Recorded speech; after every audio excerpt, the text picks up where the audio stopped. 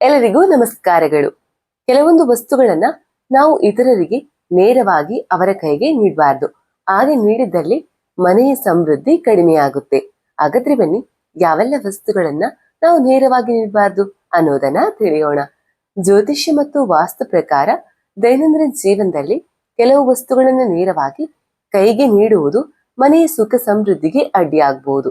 ಉಪ್ಪು, ಮೆಣಸಿನಕಾಯಿ, ಕರವಸ್ತ್ರ, ಕಬ್ಬಿಣದಂತಹ ವಸ್ತುಗಳನ್ನ ಹೀಗೆ ನೀಡುವುದರಿಂದ ಹಣಕಾಸಿನ ನಷ್ಟ, ಸಂಬಂಧಗಳಲ್ಲಿ ಬಿರುಕು ಹಾಗೂ ಶನಿದೋಷದಂತಹ ಸಮಸ್ಯೆಗಳು ಉಂಟಾಗಬಹುದು.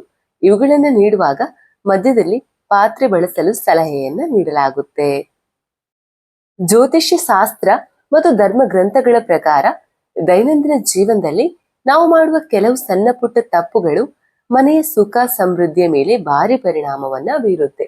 ವಿಶೇಷವಾಗಿ ಕೆಲವು ವಸ್ತುಗಳನ್ನ ಇತರರ ಕೈಗೆ ನೇರವಾಗಿ ನೀಡುವ ಅಭ್ಯಾಸವು ದಾರಿದ್ರ್ಯಕ್ಕೆ ಕಾರಣವಾಗಬಹುದು ಎಂದು ನಂಬಲಾಗಿದೆ. ಸಂಬಂಧಗಳಲ್ಲಿ ಬಿರುಕು ಮೂಡದಂತೆ ಮತ್ತು ಮನೆಯಲ್ಲಿ ಲಕ್ಷ್ಮಿ ನೆಲೆಸುವಂತೆ ಮಾಡಲು ಯಾವ ವಸ್ತುಗಳನ್ನ ನೇರವಾಗಿ ನೀಡಬಾರದು ಎಂಬ ವಿವರ ಇಲ್ಲಿದೆ. 1. ಉಪ್ಪು ಮತ್ತು ಮೆಣಸಿನಕಾಯಿ. ಉಪ್ಪು ಜೀವನದ ರುಚಿಯ ಸಂಕೇತ ಮಾತ್ರವಲ್ಲ, ಅದು ಗ್ರಹಗತಿಗಳ ಮೇಲೂ ಪ್ರಭಾವವನ್ನ ಬೀರುತ್ತೆ. ವಾಸ್ತು ಮತ್ತು ಜ್ಯೋತಿಷ್ಯದ ಪ್ರಕಾರ ಉಪ್ಪನ್ನ ಎಂದಿಗೂ ಮತ್ತೊಬ್ಬರ ಕೈಗೆ ನೇರವಾಗಿ ನೀಡಬಾರದು. ಹೀಗೆ ಮಾಡುವುದರಿಂದ ಮನೆಯಲ್ಲಿ ಹಣದ ಕೊರತೆ ಉಂಟಾಗಬಹುದು ಮತ್ತು ನೀಡಿದವರ ಹಾಗೂ ಪಡೆದವರ ನಡುವೆ ಕಲಹ ಉಂಟಾಗಬಹುದು.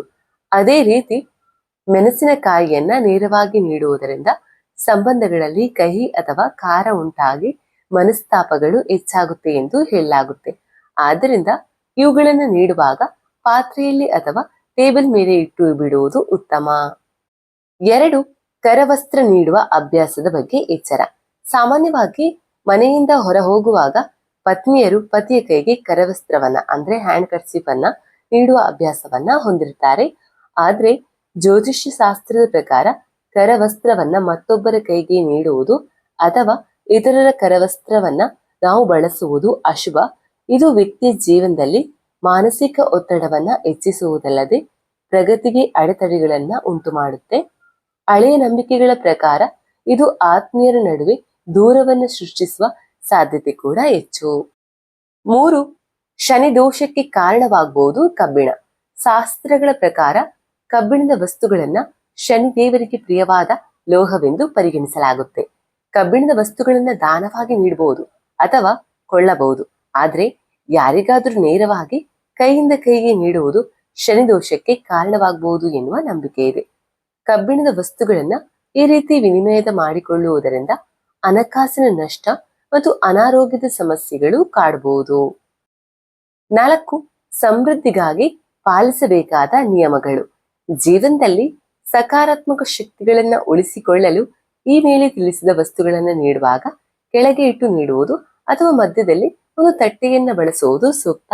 ಯಾವುದೇ ವಸ್ತುವನ್ನು ನೀಡುವಾಗ ಮನಸ್ಸಿನಲ್ಲಿ ದ್ವೇಷವಿಲ್ಲದೆ ಗೌರವದಿಂದ ನೀಡುವುದು ಕೂಡ ಮುಖ್ಯವಾಗಿದೆ. ಈ ಸಣ್ಣ ಬದಲಾವಣೆಗಳು ಮನೆಯಲ್ಲಿ ಶಾಂತಿ ಮತ್ತು ಐಶ್ವರ್ಯವನ್ನ ವೃದ್ಧಿಸಲು ಸಹಾಯ ಮಾಡುತ್ತೆ. ನೀವು ಜೀವನದಲ್ಲಿ ಈ ತಪ್ಪುಗಳನ್ನ ಮಾಡಬೇಡಿ. ಇದು ಇವತ್ತಿನ ವಿಡಿಯೋ ಆಗಿತ್ತು. ಇನ್ನೊಂದು ಕಂಟೆಂಟ್ ಜೊತೆ ಭೇಟಿಯಾಗೋಣ. ಅಲ್ಲಿವರೆಗೂ ಟೇಕ್ ಕೇರ್.